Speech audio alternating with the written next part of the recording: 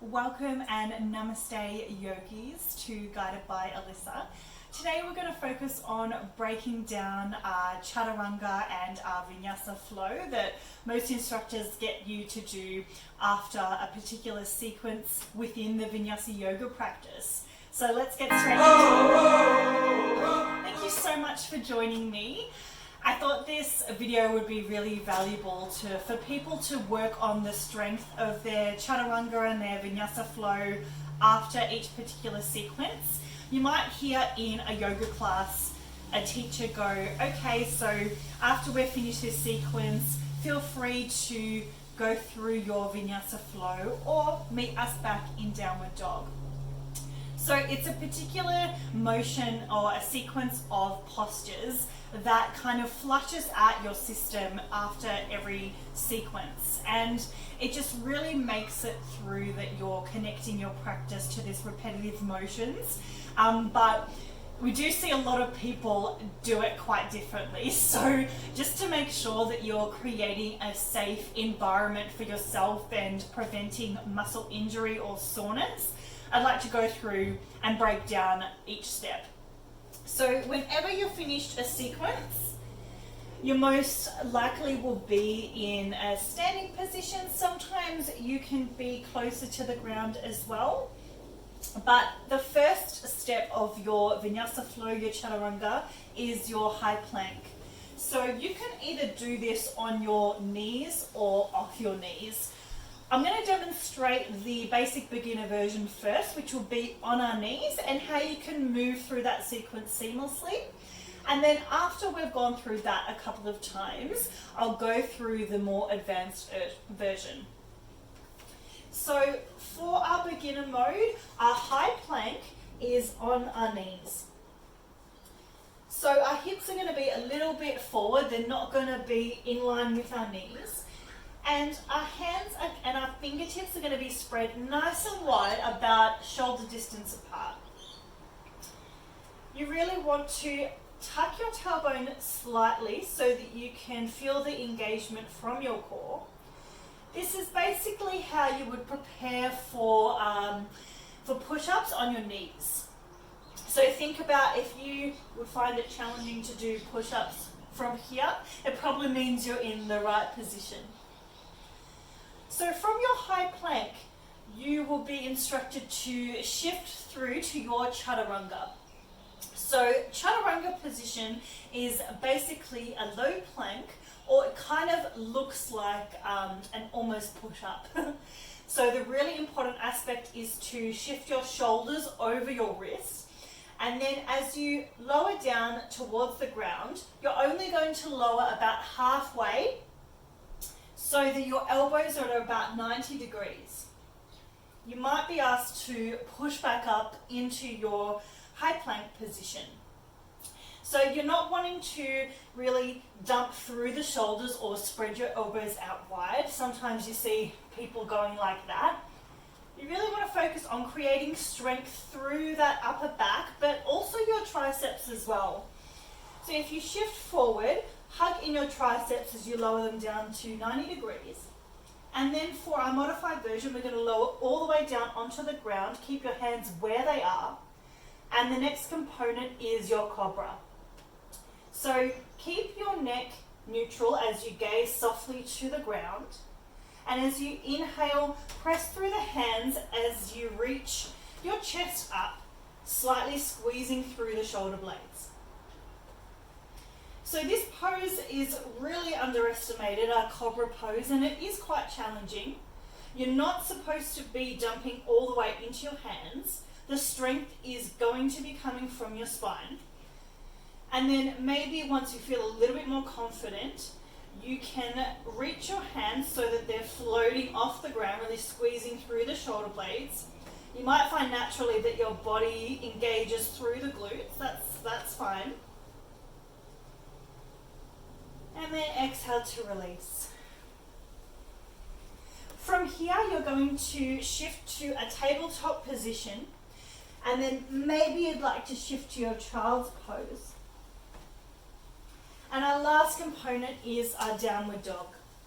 So tucking the toes, lifting your hips up to the sky, And then just create a soft bend in the knees so you really lengthen through the spine. So that's our modified version of Vinyasa flow or chaturanga that you might find most teachers ask you to do and you're not sure what that means. So let's repeat that one more time just so I can demonstrate a little bit more of a flow for you. So from our downward dog, we shift forward to our high plank, lower the knees if you need. And as you untuck the toes, shift your shoulders forward, lower down halfway and pause, lower all the way down onto the ground, and push your hands away from the earth as you lift your chest up for cobra. Exhale, release, down to the ground. Inhale to shift through your tabletop position, and then exhale, tuck your toes, lift your hips, downward dog. So let's move into our advanced option next. So I'll shift through from downward dog so you can see the flow sequence as well. With your downward dog, it might feel really good for you to have your downward dog the same distance as your high plank. It just creates a little bit more space, a little bit more length in your hamstrings and your spine. But again, this is your body, that might not feel good for you. So pressing down through the fingertips, let's tuck our toes and lift our hips to come into our downward dog. Inhale as we reach up high onto the balls of our feet, and let's shift forward to our high plank. So our hands will be underneath our shoulders. Really come high on the ball of our feet as you engage through the glutes and the quads. Slight tuck of the tailbone so you can engage the core, and a really soft rounding through the upper back. This really protects our shoulders, so make sure you're doing this step here. To come through to our chaturanga, we do the same motion. Shift forward so our shoulders are over our wrists, and then we lower down halfway. Untuck the toes and push up into our upward facing dog. This is our more advanced back bend, and as you can see, my legs are off the ground. Exhale, tuck over the toes and push back to our downward dog. So let's do that one more time so you can see the flow. From downward dog, lift up high onto the toes, shift forward to high plank, shift your shoulders forward, lower down halfway, roll over your feet, upward facing dog, exhale, downward dog. What we see a lot of people doing is dumping into their shoulders when they're coming through their chaturanga. It is a really, really strong pose, so if you do need to come to your knees, please listen and recognize that within your body. What you see a lot of people doing as they're coming through their high plank, they shift forward, or maybe even not shift forward, and then you kind of get this.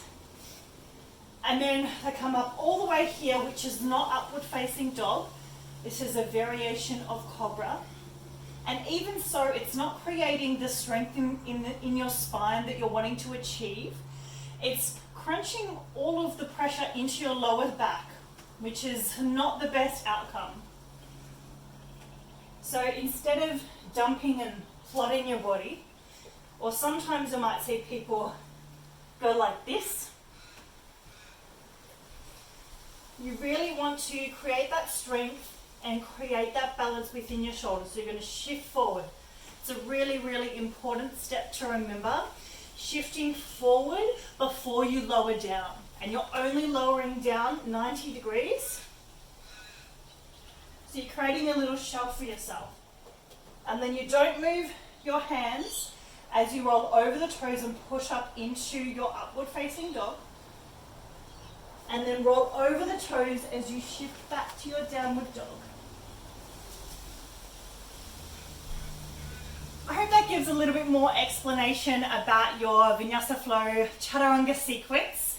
Again, if you have any questions or comment below, let me know how you went. Until next time.